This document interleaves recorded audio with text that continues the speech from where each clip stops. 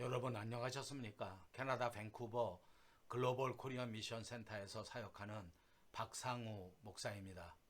오늘은 느헤미야의 리더십을 생각하는 11번째 시간입니다.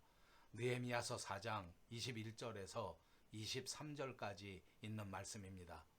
우리가 이같이 공사하는데 무리의 절반은 동틀 때부터 별이 나기까지 창을 잡았으며 그때에 내가 또 백성에게 말하기를 사람마다 그 종자와 함께 예루살렘 안에서 잘지니 밤에는 우리를 위하여 파수하겠고 낮에는 일하리라 하고 나나 내 형제들이나 종자들이나 나를 따라 파수하는 사람들이나 우리가 다 우리의 옷을 벗지 아니하였으며 물을 기르러 갈 때에도 각각 병기를 잡았느니라.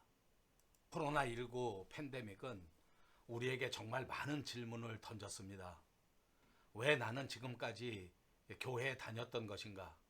내가 가졌던 믿음이란 과연 무엇인가? 예배는 어떻게 드려야 하는 것인가? 그동안 나는 어떻게 신앙생활을 해왔던 건가? 하는 다양한 질문이 가능했던 시기였습니다. 또 이런 코로나 팬데믹 시기를 지나면서 정말 힘들고 정말 답답하고 갑갑했는데 이렇게 답답한 이유 자체가 내 삶의 본질적인 것 때문에 그랬던 건가? 아니면 그동안 그냥 살아왔던 삶의 습관 때문에 비롯된 건가? 이런 질문들을 수없이 스스로에게 던지게 되었습니다. 또 그러는 가운데에서 과연 우리 믿음의 본질이 어떤 건가? 예배의 본질이 어떤 건가 하는 것을 찾아야 되겠다 하는 어떤 동기부여가 일어난 것도 사실입니다. 그동안 아무 생각 없이 그냥 습관에 따라서 신앙생활을 해왔던 것을 돌이켜볼 수 있게 됐고 이거를 돌아보면서 과연 본질적인 게 어떤 건가? 우리 신앙의 본질, 또 예배의 진정한 본질, 이것에 대한 진정한 질문을 던지면서 좀 더 심각하게 이 질문 앞에서 대답해야 하겠다 하는 생각을 가져봅니다. 자, 그러므로 오늘 우리는 이 질문에 대답해야 합니다. 진짜 신앙의 본질이 어떤 건가? 예배의 진정한 본질은 어떤 건가? 어떤 게 과연 바른 신앙생활인가? 여러분 어떻게 생각하십니까? 우리가 지금 갖춰야 할 우리 믿음의 모습은 과연 어떤 것일까? 하고 묻는 겁니다. 우리가 정말 이제 코로나19 사태가 막바지에 이르르고 있는데 우리가 회복해야 될 우리의 신앙의 모습은 어떤 모습일까? 아마 한마디로 요약한다면 정금과 같은 신앙의 모습을 회복해야 한다. 이렇게 말씀드릴 수 있을 것 같습니다.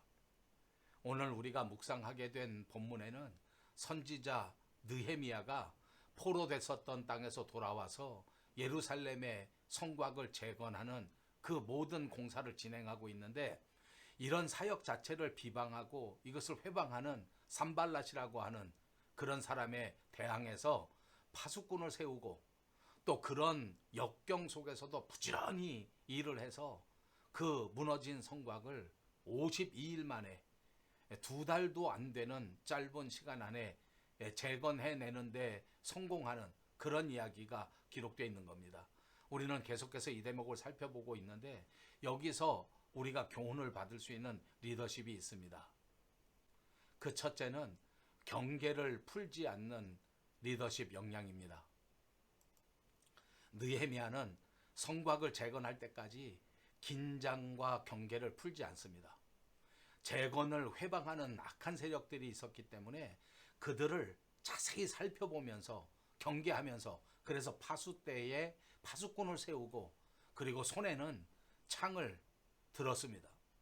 할 일을 다하기 전에 사명을 다하기 위해서는 정말 최선을 다하는 자세가 필요하다 하는 것을 교훈으로 받을 수가 있습니다. 그렇습니다. 오늘을 살아가는 저와 여러분에게도 우리 인생을 살아갈 때에 하나님이 원하시는 사명을 다 감당하기 위해서는 정말 최선을 다하는 리더십이 필요하고 경계를 소홀히 하지 않는 리더십이 필요한 줄 믿습니다. 그래서 한 손에는 무장을 하고 한 손에서는 계속해서 일을 하는 이런 모습을 보여준 겁니다. 또 쓸데없이 밖에 나다니지 않고 예루살렘 성곽 안에서 거기서 잠을 잡니다. 물 길러 갈 때에도 물통과 함께 한 손에는 무기를 들고 갑니다. 왜냐하면 경계하는 것입니다. 이렇게 경계하면서 경계를 늦추지 않는 리더십을 가졌기 때문에 이들은 결국 성곽 재건이라고 하는 위대한 목표를 달성하게 된 겁니다.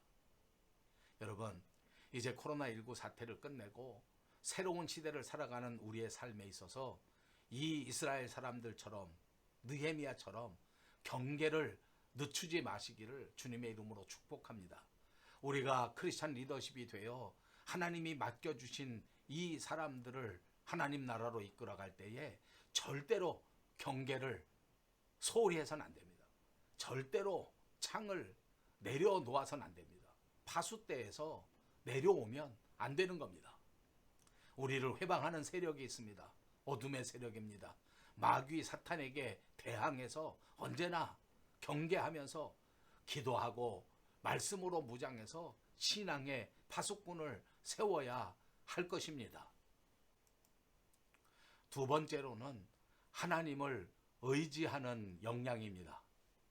느헤미야는 창을 들고 또 검을 들고 활을 들고서 무장을 완전하게 한 다음에 파수대에 파수꾼을 세워놓고 예루살렘 성곽을 쉴 틈 없이 지켰습니다. 그러나 느헤미야에게 있어서 이 창이나 검이나 활보다 훨씬 더 중요하게 생각한 게 있었습니다. 창검이 중요한 게 아니었단 말입니다. 사무엘상 17장 47절에 여호와의 구원하심이 칼과 창에 있지 않고 전쟁은 여호와께 속한 것이다. 이런 유명한 말씀이 있습니다.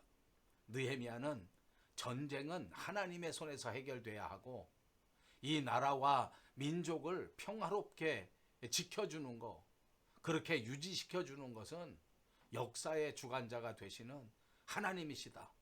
이런 믿음을, 이런 신앙을 철저하게 무장한 겁니다. 이런 신앙 때문에 그는 예루살렘 성곽을 다시 든든하게 재건할 수 있었다는 것을 꼭 믿으시기를 바랍니다.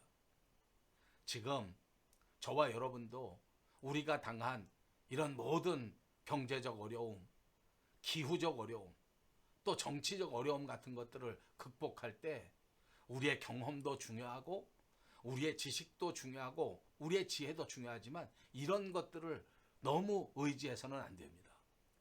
우리가 닥치고 있는 이 막바지에 이른 코로나의 문제도 또 이 심각한 경제의 문제도 또 여기저기서 지진 같은 이런 기상 악화의 문제 같은 것들도 모두가 다 역사의 주관자가 되시는 우리 하나님 앞에 그 주권이 있다고 하는 사실을 잊지 마시기 바랍니다. 그러므로 우리는 더더욱 온전히 하나님을 의지해야 됩니다. 방심하지 말고 하나님을 꼭 붙들고 깨어서 기도하는 리더십이 되시기를 바랍니다. 이 어두움과 이 마귀 사탄과의 싸움에 있어서도 우리의 지혜나 지식은 창과 칼과 같은 것이기 때문에 이걸 완전히 의지할 것이 아니고 온전히 우리 주님의 말씀을 의지하고 나아가야 하는 것입니다. 마지막 한 가지를 더 강조합니다. 방심하지 않는 리더십 역량입니다. 느헤미야는 모든 방심과 자만을 버렸습니다. 그래서 모든 백성들로 하여금 완전히 무장할 수 있도록 만들었을 뿐만 아니라 일을 할 때나 잠을 잘 때나 아침에 동이 터서 밤이 깊을 때까지 정말 경계심을 늦추지 않고 긴장을 풀지 않고 일하도록 만들었습니다. 여러분, 우리가 오늘을 살아갈 때 가장 중요한 것은 우리의 방심을 내려놓고 자만을 조심해야 합니다. 우리에게 허락하신 하나님의 나라, 우리에게 맡겨주신 그 하나님의 사역을 위해서 우리가 이 복음을 들고 나아갈 때 그때 정말 하나님 앞에 간절히 기도하면서 하나님만을 의지하는 신앙으로 나아갈 때 이런 하나님 나라의 확장의 역사를 이룰 수 있게 된다는 것을 잊지 마시기 바랍니다. 많은 사람들이 경험으로 일을 하면서 스스로 방심합니다. 많은 사람들이 자기가 할 수 있는 것처럼 자만합니다. 이렇게 해가지고는 오늘의 시대에 승리할 수가 없습니다. 이렇게 이렇게 어려운 마지막 시대를 살아가는 저와 여러분들이 더더욱 말씀을 붙들고 방심하지 않는 리더십으로 무장하시기를 주님의 이름으로 축복합니다. 감사합니다.